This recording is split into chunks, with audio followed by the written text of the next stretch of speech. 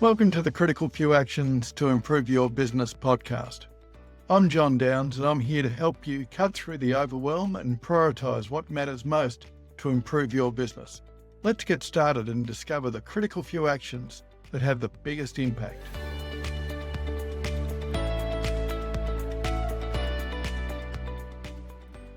Today, I'd like to introduce you to Dave Sanders, CEO of Bestrane, who I've known since our early days in Deloitte in the 1990s, when we were both involved in helping organisations to get a handle on their service delivery and product costing using activity-based costing techniques. I believe that Dave is one of Australia's foremost experts in activity-based costing, logistics modelling, and supply chain optimisation. Dave, welcome. Oh, thanks, John. It's a pleasure to be here. Fantastic. So, Dave, today we're going to talk about how medium-sized business founders and CEOs can use product costing to make better decisions and improve profitability. But first, how did you get into this space? What intrigued you about getting really clear on what products and services cost to produce? The bottom line is I'm an engineer, and as all good engineers, they like to break things apart and see how they work, and some good ones try and put them back together again. But it's the mechanic behind it that's really interesting. And as an engineer, I was actually one of the very first engineers to be employed by Deloitte, which is at the time was full of well-meaning accountants and non-engineers. And what were they thinking? What were they thinking? I don't know. But it got to a point where a job came up and it was a legal dispute with a couple of very large organizations. And I ended up becoming like a Babel fish, in that there was a lot of accounting involved, a lot of economics involved. It was a highly engineering focused, process chemical plant, basically. And in order to make sense of all of this, the lawyers looked at me and said, look, you seem to understand a little bit about a lot of things, which is why I'm a consultant, really. And can you get in there and explain to me what the accountants are doing relates to the real world? Tell me how it relates to how this process plant is doing something or not doing something, in the case it was there. And I guess it was the first time I really realized that the way that costs are presented really do affect behavior in the workplace. And in that case, it was legal behavior and all the weirdnesses that go on that. But that was the real trigger. And I guess out of that, well, I've been able to found a couple of businesses and, go off in all kinds of directions. Yeah, fantastic. So when I help successful founders and CEOs with their strategic planning, one of the most common weaknesses I see is unclear or inconsistent costing, or frankly, they're just marking up raw materials and chucking a bit of labour on top and saying that's the product cost. So Dave, from your perspective, what is product costing?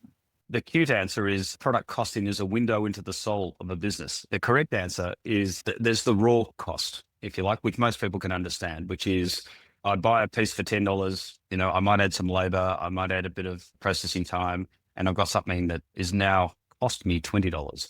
But what it doesn't often cater to is all of the process costs that might go around that. Some people call it overheads, but I like to think of it as other business process costs that gets involved to do something with this product, whether that be marketing, sales, even keeping the lights on in an office somewhere. And that's the piece that we've found huge differentiations in how products are made or marketed or sold, or in other words, how much do I have to return from these products to make it worthwhile?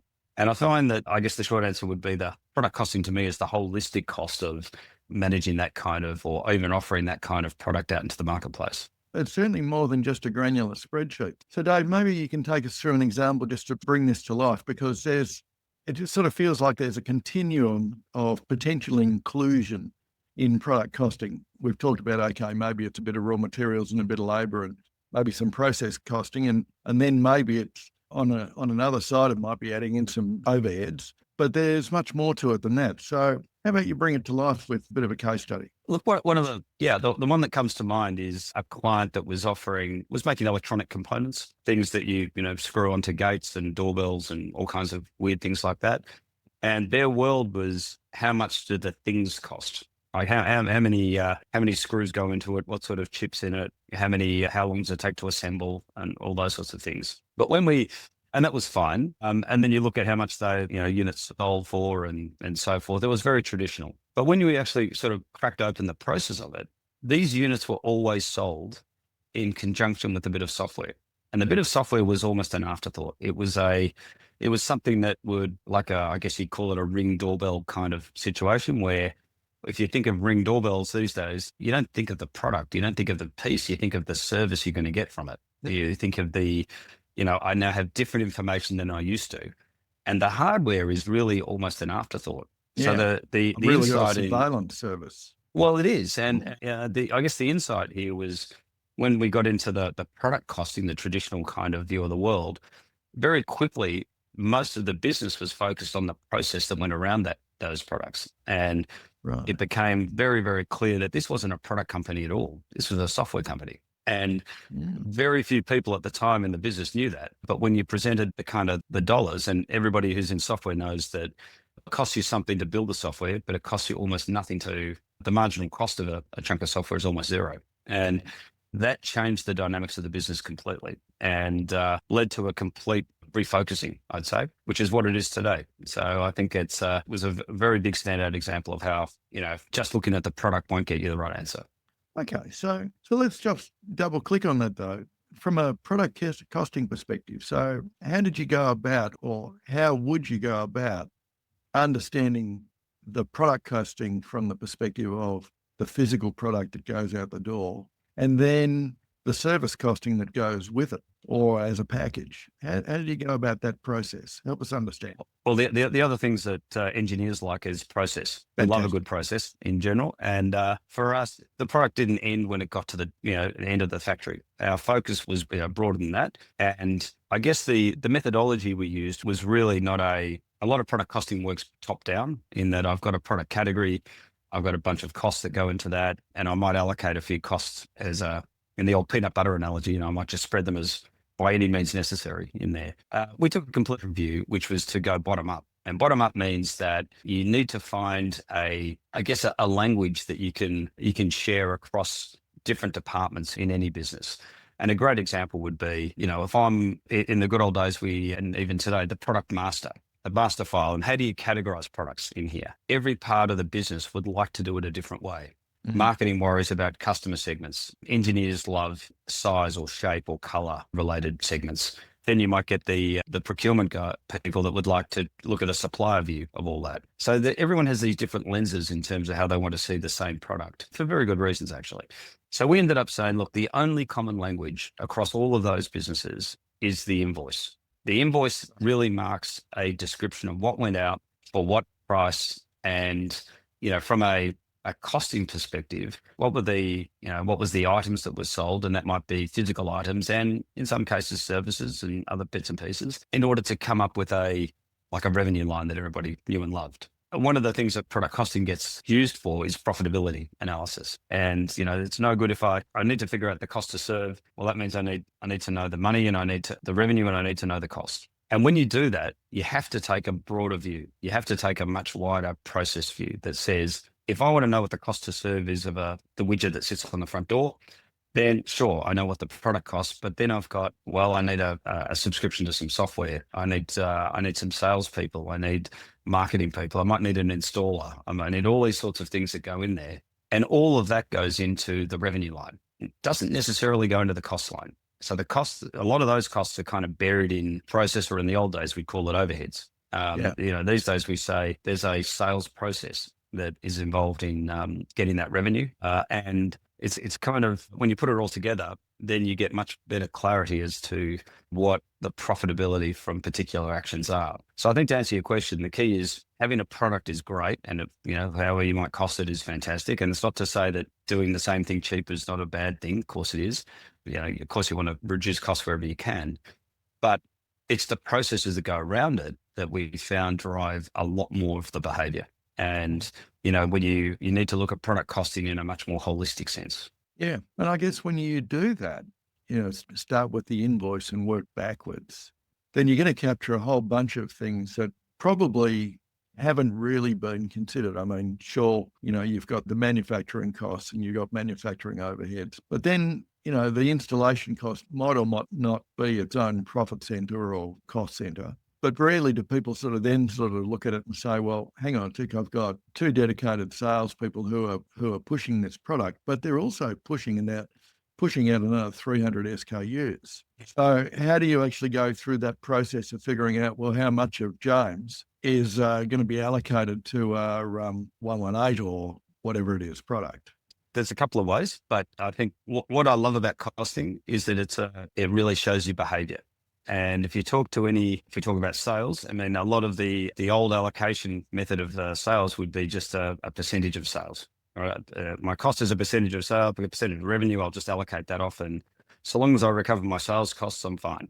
Right. And I build that in. The reality though, is that you miss the performance aspect of sales in there. And the reality is that a lot of sales, either individuals or groups, they're really targeted at one or more customers and we're using one or more products. Generally, they're selling to customers. And when you look at the invoice line, it becomes very clear about this product was bought by this customer on this day. Who's responsible for that?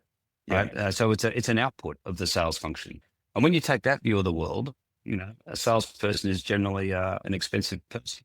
They're bonused on revenue, not bonused on profit usually. So there's all kinds of behaviors that go into selling a very, let's say, a high cost product that might be really low margin or it might be negative margin in some cases, as we found.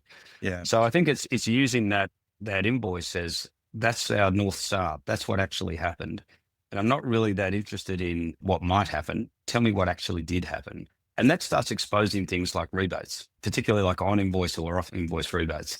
If you're talking about cost to serve, you have to include both. And an off-invoice rebate is often, sometimes even the salespeople don't even see that, right? And it's sort of buried away, into another account somewhere.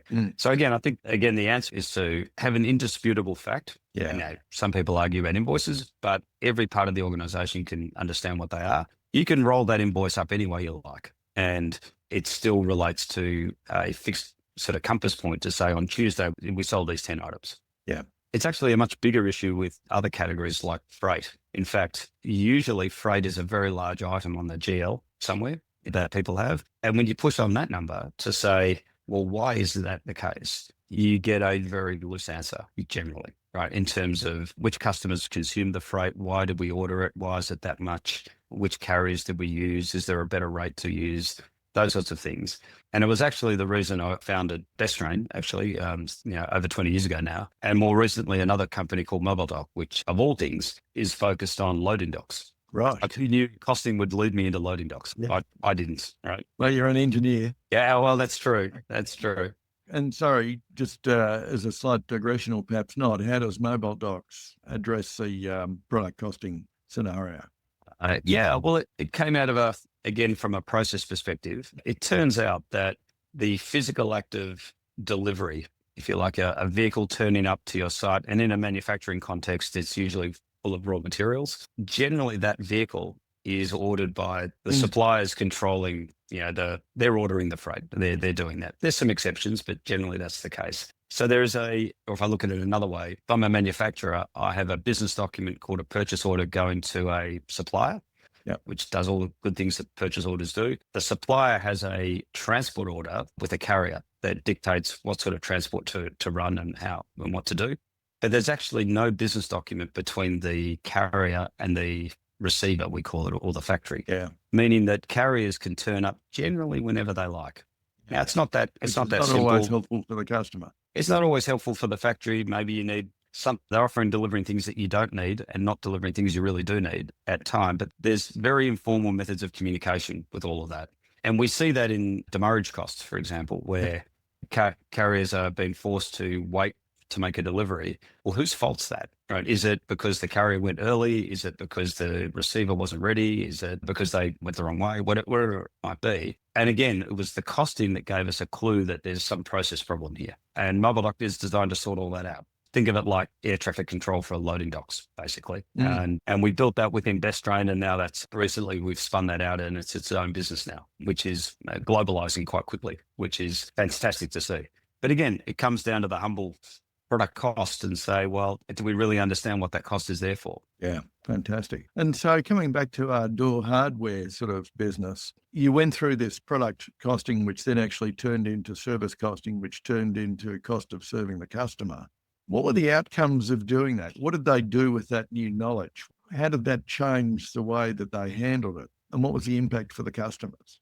ultimately they realized that they were a software business, not a hardware business. Yeah. And that the hardware was a means to an end for sure, but there was much more value in the software. And to the point where, rather than having a bespoke set of hardware that they knew and loved and got excited about, they were able to commoditize that, Right. not only make it cheaper or source different options or those sorts of things, but because they were now feeding a software platform, then they were able to do a lot more with that now. It's a bit like in the telematics space, the vehicle telematics space. These are devices that you plug into the engine management systems. They look a bit like a matchbox also. A very good one called Geotab. They grew up making these boxes, right? And they would plug them in and they would basically broadcast whatever the engine management system knew. Everything from your doors open to the seatbelt's not on, or there's an engine light that, means that the spark plugs are fouled and all those sorts of things. Yeah. But again, they went through a similar journey and they realized that the software itself was much more important there. And they are now, I think, one of the world's greatest or largest telematics software platforms, to the point where they might even get out of hardware altogether. So the power of just understanding, what the product's doing is, I think, more relevant than ever. I was looking at, not that I want to quote, Roomba robots or vacuum cleaners these days, but something as humble as a vacuum cleaner now has more technology in it than Apollo 11. Yeah. Right. Or Apollo 13, even better. But that they have what are you doing with all that information? It's not, vacuuming is just like a means to an end. You're actually doing something more with it now. And in this days of AI where, there's more data available from more systems more often, these AI and machine learning tools are consuming all of that. And I think it's a kind of interesting space for costing, because you then say, well, that's terrific. I'm not sampling 5 or 10 or 15% anymore. I've got the whole database. I know exactly what happened with every day, with every unit deployed in every location. What am I going to do with all that information? How do I know whether it's efficient or not? Or what are the cost impacts of some of that stuff? It's kind of fascinating. Yeah. And so once we've got a handle on what our product service costing is, or our cost to serve to the customer, what do businesses most get wrong when they're trying to do that? Because I don't think it's a simple process, but it's an essential process. Yeah, I think it's one of the side benefits of, using the invoices actually is that you can roll them up in lots of ways. Like I could roll them up in a product sense through one of many different product hierarchies that might be around, but I can also roll them up via a customer hierarchy as well. And so it's the same data, it's the same information, just presented through a different lens, and you get different audiences. And so I think one of the dangers when you do all this is that it's kind of easy to produce a list saying, here's your top customer down to your bottom one, ranked by revenue, maybe it's ranked by profitability, maybe it's ranked by whatever you like. And, we've seen situations before where people will get down to a customer profitability piece and say, oh, I don't want any other customers under a 10% margin. It's just not worth it. I'll rip them all off. Let's get rid of them all. And what that means is that it's a very knee-jerk reaction that ignores the process that was involved. Why are they a negative customer? Like, why are they under our target margin? Are they there because maybe they're buying product that's of low margin? Maybe they're the customers that always require freight they don't want to pay for. Maybe it's we're giving them huge rebates that nobody's really talking about. So it's those sort of mistakes are, they're very tempting to make, because generally people, when presented with that information, they have to react. Like you can't just ignore it. You've got to say, well, that's nice. Half of our customers are unprofitable. What are you going to do about that? And of course, then you run the overhead argument that says, well, they're just recovering overhead. And, if we get rid of those, then everybody else's costs will go up, which is a trick of mathematics. Like the actual plant is not doing anything different. It's just like a bit of a magic trick there. Yeah. So I think they're They've got all the costs, but they're going to got to be allocated to somebody. Well, you've got to be allocated to something. And if you do take away some of those impacts, that's it. The other mistake we often find is, and this is where I diverge from my accounting friends, I'm kind of live in the cash world, really. And the reason for that is you've got, particularly in the middle management world, there are some costs that you can control and there's some costs that you just can't. And so it's no good telling you that I've got a very expensive plant over there. I've got to allocate that somewhere. It changes your day-to-day, not at all. But suddenly your costs have gone up 10% because, I have to recover them. That doesn't help me with my decision-making so much in terms of what I can control. So we try to tailor those, we call it operational costing in some ways, to say, all right, here's a range of costs under my remit. Here's how I'm applying it to either the customer or the product base, or maybe it's a service base. How do I know where those investments are going? How do I know I'm getting returns on those? And that's a kind of a much more interesting kind of way to look at it, I think. Yeah, I think we've both seen some of that stuff in practice. So tell me, how does our approach to this change when we're actually looking at costing a service rather than a product? Because a lot of services don't have a lot of that physical infrastructure wrapped around them. Yeah, and there's more of them. We're saying we're all in a service economy these days. And yeah, again, I can say this, in the old days, that service was really related to time, or some sort of time-based component, whether it's machine time, computing time, our time, whatever it might be. I think now it's looking at, the cost to supply is generally coming down, funnily enough, those sorts of services. Hardware, disk space, processing time, chip time, whatever you want to call it, all of that's coming down. So I think actually the costing is not becoming irrelevant, but it's becoming less important. And what's much more important is pricing. Yeah. And pricing is now, because costing, if you take a service, what's it cost me to run this service plus 10%? That model doesn't work. So if the marginal cost, and I'll use software as an example, if the marginal cost is next to not much, then you're into a pricing discussion. And that pricing discussion now includes completely different variables. What market are we in? What's my competition doing? What value is it driving? Those sorts of things, which are in some ways not related to costing at all, but using the same techniques almost in reverse. I need to now reverse engineer how much value a customer is going to get out of my service, and that will dictate my pricing. And you see this happen all the time, whether it's large ERP companies trying to price based on turnover, for example, which is a really bonkers way to, if you think about it. Sounds a bit what it's supposed to be is an analog for, if you're bigger, you're going to get more value out of what I do. But it's like the old overhead discussion in reverse. It's saying that's a really coarse way to look at it. Let's have a look at specifically where is it going to add value, and, what's the process involved, and, how's that going to drive? So I think we're finding a lot of those costing techniques being used in that way. Yeah, it's interesting. One of the things that sort of comes to mind is genome therapy is going to have a massive impact on things that were previously incurable. And we're not talking about a cost as much as, because the cost of delivering the genome therapy will be somewhat fixed. But what I understand now is that some of these therapies are being priced based on what's the lifetime value or cost of the pre-existing therapies versus having those health conditions eliminated. Now that's mercenary, right? That's absolutely right. That's another way to look at it is, what's my trying to get a handle on what I'll price it based on how much value there is. Yeah. I remember in some of the consulting jobs we would do, occasionally we'd get all excited and say, wow, there's so much value in what we're doing.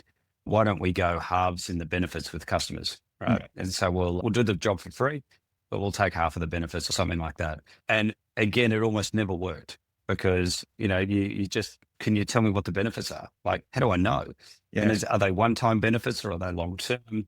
Do I need to do a discounted value of what the future benefits that I haven't received yet are going to be, but I'll charge you for it now? Yeah. Like, it's crazy. So I think those sorts of services challenges are mounting quickly. And I think whether it's a Netflix subscription, whether it's some office Wi-Fi, whatever you want, you're now saying the price has got very little to do with the product now. And, you mentioned before mobile doc. I mean, you're actually dealing with this issue, I guess, at the moment, in that the incremental cost of adding a customer is probably going to be somewhat low. I don't fully understand the business model, but there's a lot involved, including things like technology debt and so on, that needs to be taken into account for both the management and the maintenance of that as a service delivery. But then also, how are you looking at that from a pricing perspective, from a principles perspective, I guess? Yeah, I mean it's without sort of going into your pricing model as such, because no, it's a great point. I mean probably two things. If I talk about costing, most of the costs in running software businesses now are not keeping the current product, are not associated with the current product at all. It's all about investing in protecting that product, whether it be higher security around hosting. Maybe it's data protection, compliance with all kinds of rules and those sorts of things. So it's not their services cost in a way, right? Yeah. But the product itself is it's available. It kind of works. It does its thing. There's some hosting costs and things like that, which tend to be fairly marginal, but it's why we like to get long-term sort of contracts with customers. A, it gives us some cash flow sort of certainty, but secondly, it allows us to have very low server costs and things like that, as opposed to doing that more of on an ad hoc basis. And the reason that's the case is because those hosting companies, again, they're saying, I value long-term commitment, so I'll make it attractive for you to do that. Yeah. The server's still sitting there. Like the server's not doing anything different. It's still doing what it needs to, but it's the time on the server that you're really buying. And when we price MobileDock, we're saying, well, if I'm running a warehouse, for example, I've now got to introduce a new cost. It's got to deliver me benefits that I can see and feel right now, not maybe in a year or 2 years or whatever. And so I've got to show benefits in reduced overtime, for example, or lower demurrage, or there are some compliance costs or risk associated pieces such as chain of responsibility for all your supply chain followers here. But those sorts of things become real and tangible and happen every day. And MobileDock's the type of product that every customer, every carrier, every supplier, they use it every day, multiple times every day. So it's got to have that constant value that's there. Some people want it to integrate it to boom gates and way bridges and those sorts of things. So we charge a bit more for that if you need it. So it's kind of modular like that. Yeah. But again, it comes back to trying to link it to value in some way and say, it should be robust enough to work for a small business as well as a big business. But there's no way we're going to charge a small business the same rate as a big business. Yeah. And so drawing from that, earlier we had a chat and we were talking about things that it comes down to purpose. Do you want to unpack that a little bit more? This clarity of purpose. Yes, clarity of purpose is when you're developing costs for, and I'll focus on the indirect costs. The direct costs shouldn't be a big argument, but the indirect costs always are. And a great example is the middle manager, right? We're trying to develop decision-making tools for the middle manager that says, look, I can control some costs, but not others. So they're actually not interested in a fully costed set of books. What they're interested in is, tell me my controllable costs and let's just worry about that. The other analogy I often use is, in the short run, all the costs you have are fixed. Yeah. But in the long term, they're all variable. So if I'm now doing strategic costing or I'm worried about decisions I'm making in 3 or 4 years' time, well, hell, everything's variable, right? So I've got a much wider remit in terms of the baseline of costs that I'm considering. Again, sometimes you find, if the purpose is KPI development or maybe it's customer ranking, how important is a customer? Well, the cost is one element. It's probably not the only element, or the profitability they're giving you in there. So I think the purpose is really important. In the legal case I mentioned a little while ago, that issue was it was basically related to chargebacks or, transfer costs. Now that when you add it all up inside a business, it's one business charging the other, so that's okay. Has huge implications to whoever's running those two businesses, though, and the regulators and the and the tax folks and so forth. So I think that's why the purpose really does matter. Yeah, yeah. Are you looking to pinpoint the areas that will make the biggest impact on your business? Check out the Organisation Performance and Value Diagnostic. This powerful tool lets you evaluate your business on multiple facets and provides email reminders to keep you on track. Head over to criticalfewactions.com.au and get started now. And so how do leaders decide what matters when they're just thinking about the pressure that they're under to survive every day? Well, I guess it comes down to the operational timeframe that you're dealing with. If I use the MobileDock analogy and I'm sitting there running a large warehouse and I've got 50 vehicles turning up, I'm worried about the next 30 minutes. I want to know that, and if MobileDock's doing its job, it should give me advance warning that I'm going to have a problem or not. Yeah. For example, if I have a vehicle that should have been here at 10 o'clock, it's now 1:30 or 1:15, and if it turns up now, I've got a problem because the dock's already full with other stuff. If you look at some of the other end of the spectrum, you've got, maybe market entry or acquisition or, some sort of large scale re-engineering you need to do. Then on that score, then you've got a different purpose, right? It becomes a different framework there. Some people would say you don't need as much accuracy in doing that. And to a certain extent, that's true. But it's the engineer, I guess, I'll always want to go to the firmest base that I've got Yeah. because no matter what conclusion I come out of it with, it all relates to that base. And Yeah. if that base starts wobbling somewhere, then you've lost it. It's like those board meetings you get where, sales, well, I've got my numbers, ops have got theirs, distributions have got theirs, and the CEO's got something else that the accountants have given him. Now, they're all right, but they're all added up in a different way. And many times they're just not comparable. No, it really throws decision quality. Absolutely. Yeah. Yeah. Yeah. And so how do you deal with that issue of linking sort of the costing decisions to the accounting pro formas? Because they're almost fundamentally different, even though we're still talking about the same pie. It's just being cooked and sliced a whole bunch of different ways. I've just had a great argument with our CFO, right? I ran exactly this, right? It's saying, and it all comes down to the cost of goods, right? If you look at the cost of goods on a traditional accounting perspective, you say, what goes into that? Well, it goes, what did I pay for the inputs, the raw material? And what did there's all these standards accounting standards that will tell you what you can add to those cost of goods. And you come up with a number that you apply against your revenue and, hey, you've got a product margin. It's terrific, right? And then you look at it and you say, yeah, well, but what's it doing for cash? Tell me what the cash contribution on that is going to be. And you get a different answer. Or if you say something like, I generally, and this is a bit harsh, but in general, the accounting numbers are looking at history. I need some numbers that I can use to look forward I want to make decisions about the future based on what I can determine about right now. And I don't think, in fact, I know a lot of the ways that the numbers, the traditional accounting numbers are presented don't really help like that. They tell you what happened according to a set of standards and therefore they're comparable. So that's great. That's fantastic. And I can compare one business against another and that's fantastic. Which doesn't necessarily help you operate your business. Well, that's the purpose. I mean, that's the purpose of it, right? So and for that purpose, it's terrific. But when you start taking those numbers and try to make decisions about the future, then it all gets a bit wobbly. And so, we've, unless you really understand the granular detail about how those numbers were put together. Yeah. For example, how many hours of staff hours, for example, have gone into the cost of goods calculation? Another way to look at that is what's their utilization? And in many ways, right, adding up, the cost of goods like that hides what the staff are actually doing, or makes some very big assumptions about what they're doing. Yeah, and I guess that then comes down to the question about, so how does this distort or inform how CEOs view business performance? Again, I think you're probably got a different answer if you've got a public CEO versus a private CEO. Public CEOs are very much managing multiple stakeholders, and it is a stakeholder management job, really, when you get to that level. The CEO question is a little vexed in that you've got to make decisions for both. You've got to figure out, you've got to explain the past, you've got to advise on what to do right now, and you've got to set the framework for the future. Yeah. And I think having those three sets of purposes, if you like, is actually the root of the challenge of a CEO. I think you've got to have and be conscious of the numbers you're looking at for each type of decision there.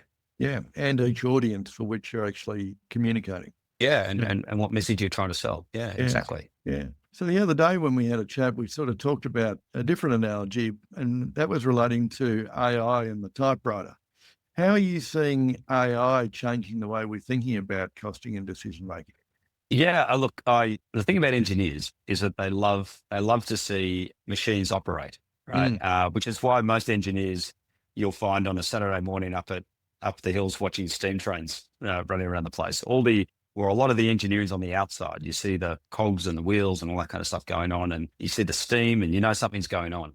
And I collect typewriters, and typewriters are lovely because, again, all the engineering's visible. It's all there. And the lovely thing about them is that you have to think before you type. It's wonderful giving the kids the typewriters to do some homework on. Where do I plug it in? How do I turn it on? Where's backspace? All those things that everyone's taken for granted now are not. But the heart of it is you have to think before you type. And I think that's what's happening with AI. With AI, you've got this enormous resource sitting there in everyone's back pocket, but it's the prompt that makes it useful, right? So you actually have to really think about the prompt that's going in there. One of my favorite prompts at the moment is to ask your favorite AI engine, please let me know if you're making this up or you're estimating your answer, right? And it's fantastic to watch what happens, right? And it does. Like it'll say, look, this is an estimate, right? And then you get a bit more exotic and you say, can you put a percentage likelihood on that estimate? And you get numbers going all over the place, right? So I think it's, and probably if I'm being a bit more specific, I would break AI down into the various components. The machine learning piece is really just more horsepower, right? I'm just going to throw more qubits at it, or more CPU cycles, or those sorts of things. So I'm not going to. And it's what's happening with auditing actually right now, where the sample size in the good old days. Not that I know anything about auditing because I'm an engineer, but the sample size you'd look at might be 5 or 10% or something like that. Now those numbers are around about 80 to 90%. Yeah. So an audit now is not about likelihood of an error somewhere. It's like, I'll find the error, right? Now it's about what do I do with it, and what do I deal with it? Mm. So I think with AI, I think we're going to find a lot of that. Certainly in the work we're doing, we're not looking at 1 or 2 invoices. We're looking at the whole lot. Yeah. Like, give me every invoice. In fact, every invoice line that you have, and that's our starting point. And in the good old days, you were limited by how many rows Excel could handle. That's all those constraints are gone. So again, now we're thinking about, well, that's terrific. The work is not processing the file. The work is now thinking about what I'm going to do with it. Yes. And that, I think, is a much better place to be, actually. Yeah. Still, it comes with risks. I mean, do you think that there's risk of us relying too much on automation? And how can CEOs use AI responsibly in their costing and analysis processes? I guess to be aware of it. Yeah. I think it's like the self-driving car. I'm sure it's capable of it. I'm sure everyone knows that we can get from A to B quite happily, but I still want to be in the driver's seat, right? I still want to know what's going on there, or at least I want to turn it on when the road's straight and linear and good quality and bright sun, and the risk is low. So I think to be aware of the risks and to use it responsibly. Ignoring it is not an option. I don't think that makes any sense. And it's here to stay. For sure. If you really want to kick off your strategic planning and work in a supportive environment with other CEOs and leaders, the CEO Masterclass in Strategic Planning and Implementation is for you. This 10-month small group course helps you craft your strategic plan, present it to a group of peer investors, and develop a habit of monthly implementation. Our waitlist is open now at criticalfewactions.com.au. Okay, so final question, Dave. When I work with successful leaders, I often ask the question about the critical few actions are about clarity, ruthless prioritization, and discipline. So if we're thinking about founders and CEOs of medium businesses, and they want to get on top of their product costing, what critical few actions should they start tomorrow if they did nothing else? Well, I think, if you take each one of those in turn, clarity is know what you're talking about. Clarity is, if I'm going to present, and I'll use costing, if I'm going to use costing and present a 3% margin on a product or a customer or something like that, I need to have clarity as to where that 3% came from, right? And the methodology that was used to calculate it. But the ruthless prioritization piece is sort of interesting. One of the nice things about all forms of costing is that you get lists all the time. You get lists from top to bottom, right? But that doesn't always equate to what your priority should be. So it's an input, but it's not necessarily the only thing you should look at. It's like the client I had who wanted to delete every customer that was less than 10% in profitability. That's ruthless, all right, but it's prioritizing the wrong thing. And in terms of discipline, these sorts of exercises are really good for consultants. They used to be one-time exercises. I know in the Deloitte days, you would get a big team of people, you'd go and smash through a whole lot of data like that and produce some very nice, well-formatted slides. But this is not a one-time thing. This is an ongoing exercise that is arguably should be as important as the P&L, in my view, and something that you look at monthly, not once a year or once every 4 years. Yeah, absolutely. Absolutely. Dave, as always, it's been a pleasure to talk with you. I'll make sure that, those case study examples and some of your resources get included into the ebook that accompanies this. But this has been a really interesting discussion. I've learned a lot from it. Thank you. Awesome. Thank you, John. It's awesome to be part of it. It's a great initiative. Cheers. Thanks for listening to the Critical Few Actions podcast. Don't forget to subscribe and grab the downloadables from the show notes. And if you found this episode helpful, I'd really appreciate it if you share it with your peers and your team. Stay focused and take action. The Critical Few Actions podcast, including show notes and links, provides general information only and is not individualised business advice, nor can it be relied upon as such. You must take responsibility for your own advice, decisions, and actions.